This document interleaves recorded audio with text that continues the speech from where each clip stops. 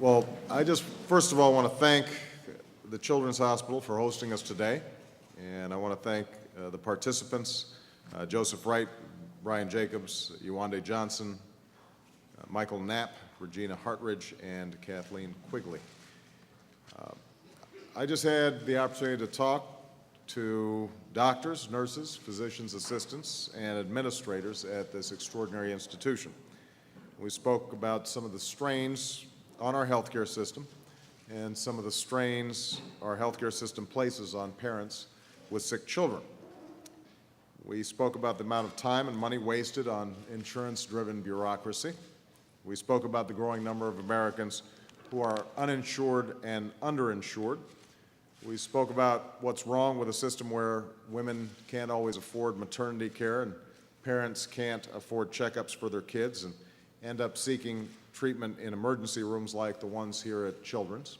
We spoke about the fact that it's very hard, even for families who have health insurance, to access primary care physicians and pediatricians. In a city like Washington, D.C., you've got all the doctors in one half of the city, very few doctors in the other half of the city, and part of that has to do with just the manner in which reimbursement is taking place and the disincentives for doctors, nurses, and physicians' assistants in caring for those who are most in need. And we spoke about where we're headed if we once again delay and defer health insurance reform.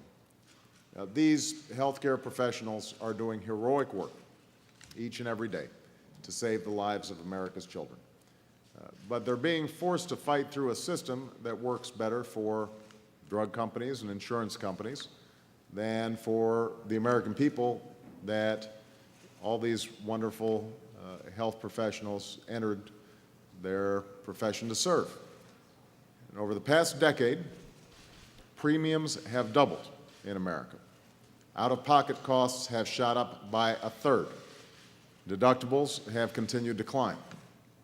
And yet, even as America's families have been battered by spiraling health care costs, health insurance companies and their executives have reaped windfall profits from a broken system. Now, we've talked this problem to death, year after year. But unless we act, and act now, none of this will change. Just a quick statistic I heard about this hospital.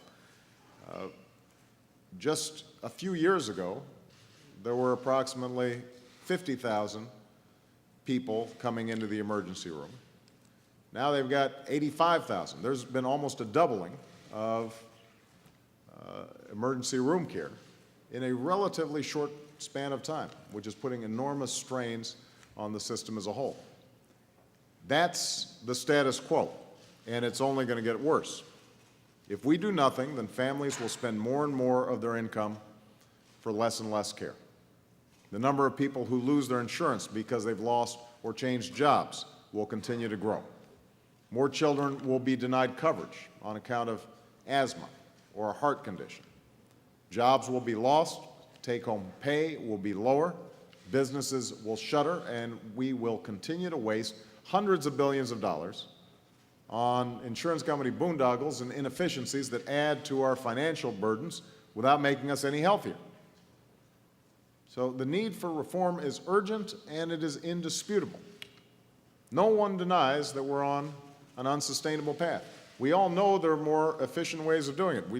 I spoke to the Chief Information Officer here at the hospital, and he talked about some wonderful ways in which we could potentially gather up electronic medical records and information for every child, not just that comes to this hospital, but in the entire region, and how much money could be saved and how the health of these kids could be improved. But it requires an investment. Now, there's some in this town who are content to perpetuate the status quo, are in fact fighting reform on behalf of powerful special interests. There are others who recognize the problem but believe, or perhaps hope, that we can put off the hard work of insurance reform for another day, another year, another decade. Just the other day, one Republican senator said, and I'm quoting him now, If we're able to stop Obama on this, it will be his Waterloo. It will break him. Think about that. This isn't about me. This isn't about politics. This is about a healthcare system that is breaking America's families, breaking America's businesses, and breaking America's economy. And we can't afford the politics of delay and defeat when it comes to healthcare. Not this time, not now. There are too many lives and livelihoods at stake. There are too many families who will be crushed if insurance premiums continue to rise 3 times as fast as wages. There are too many businesses that will be forced to shed workers, scale back benefits, or drop coverage unless we get spiraling healthcare costs under control. The reforms we seek would bring greater competition, choice, savings, and inefficiencies to our healthcare system, and greater stability and security to America's families and businesses. For the average American, it will mean lower costs, more options, and coverage you can count on. It will save you and your family money if we have a more efficient healthcare system. You won't have to worry about being priced out of the market. You won't have to worry about one illness leading your family into financial ruin. You won't have to worry that you won't be able to afford treatment for a child who gets sick. We can and we must make all these reforms, and we can do it in a way that does not add to our deficits over the next decade. I've said this before. Let me repeat. The bill I sign must reflect my commitment and the commitment of Congress to slow the growth of healthcare costs over the long run.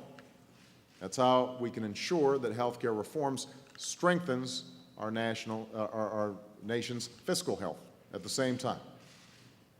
Now, we always knew that passing healthcare reform wouldn't be easy. We always knew that doing what is right would be hard. You know, there's just a tendency towards inertia in this town. I understand that as well as anybody. But we're a country that chooses the harder right over the easier wrong. That's what we have to do this time. We have to do that once more. So let's fight our way through the politics of the moment. Let's pass reform by the end of this year. Let's commit ourselves to delivering our country a better future. And that future will be seen in a place like Children's Hospital when young people are getting the care that they deserve and they need when they need it. And we don't have an overcrowded emergency room that's putting enormous burdens on this excellent institution. I think we can accomplish that, but we're going to have to do some work over the next few weeks and the next few months. Thank you very much, everybody.